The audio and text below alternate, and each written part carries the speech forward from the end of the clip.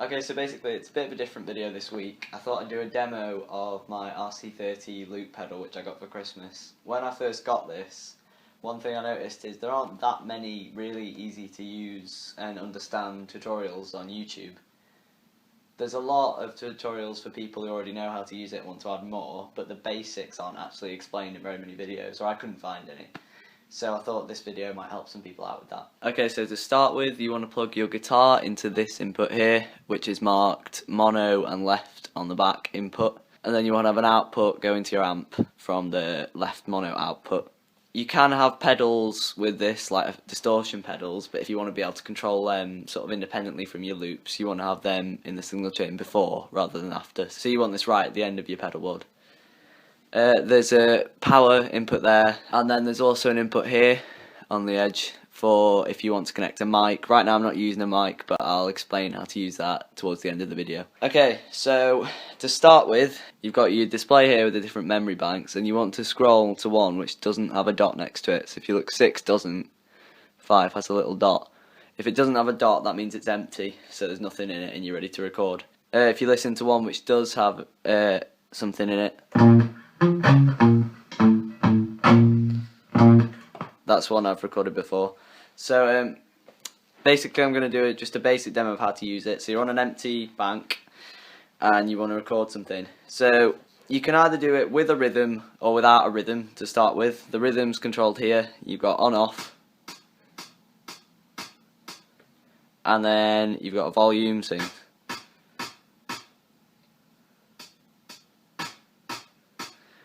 and then you can tap the tempo of that, so you can actually do a counting. So if you want it really slow, you can do, or if you want it really fast. And then you can also press type and then change to different types up here. So maybe not that fast, but yeah. So if you want a rhythm, you can leave that on, just to keep you in time at the start. Okay, so you just have that going, and if you listen, you can, I've got my guitar playing. So what you're going to want to do, I'll stand up to do this, is on the first beat of a bar, press it, and when you finish recording your loop, you stop pressing it. Okay, so you want to press it on the first beat of a bar, so 1, 2, 3, 4.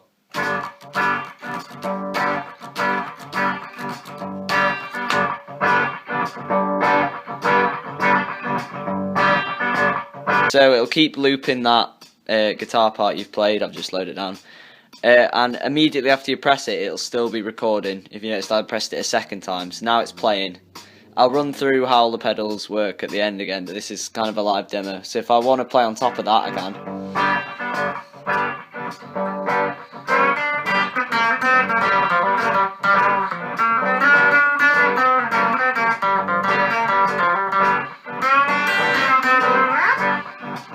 So you can put anything on top of that, and then if I want to add like a sort of bass line to it, I just have to press the play button again while it's still playing. So.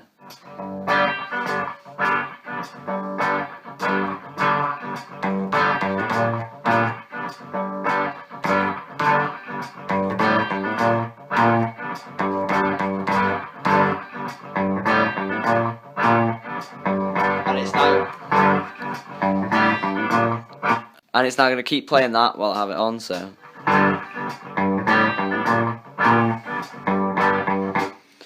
I'm only lowering that down so you can hear me, you know, that normally you wouldn't need to do that. So that's the basics. You press once to start recording, once to stop recording, and it'll keep looping until you press it again, and then it's just play and record. And then you press this to stop everything. And then to start it again, you just press this.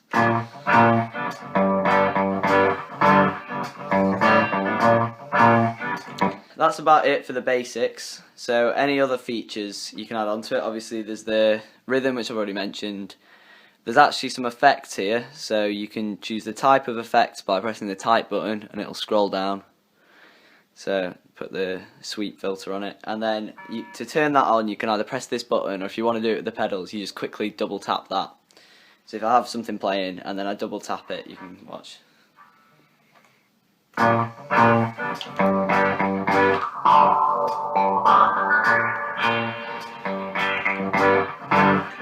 And there's 5 different effects there, so you can have a play with them.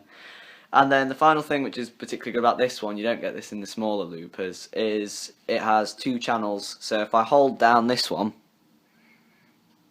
you switch to channel 2, you can see it there, and you can change the volumes of the 2 channels independently, and you can save different stuff on them.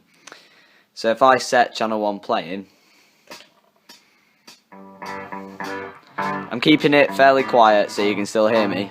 Then I can record something onto this channel.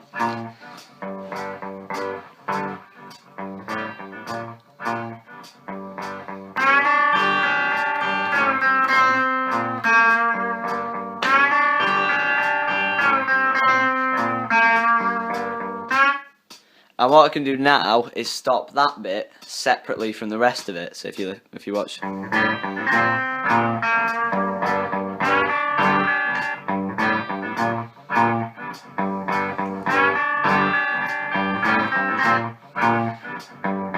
And then if I want everything to stop at once, so I've got everything playing and I want it to stop. So if I want it all to stop at once, so I've got everything playing, I want to stop at once, I quickly double tap this, so. And everything goes off, both channels. The only other thing is if you want to save something you've created, you just press right, and it'll come up with like a kind of checking thing there, and you press it again, and it's saved onto it. If you want to delete something, you just press delete, and then obviously press delete again, and it'll do that. There are some other functions which I'm not really that aware of, but I might make another video with some more advanced stuff. So that's the basics. I'll just do one last run through of the basics. So to start recording, you press this. To stop, you press it, and it'll loop it. And from then on, anything you add will loop. If you want it to stop looping, you press it again, and it's just in play mode. And now, if you press it, it's recording, and if you press it again, it's just playing. And this is the stop button. They're the basics. So I'll do one last demo.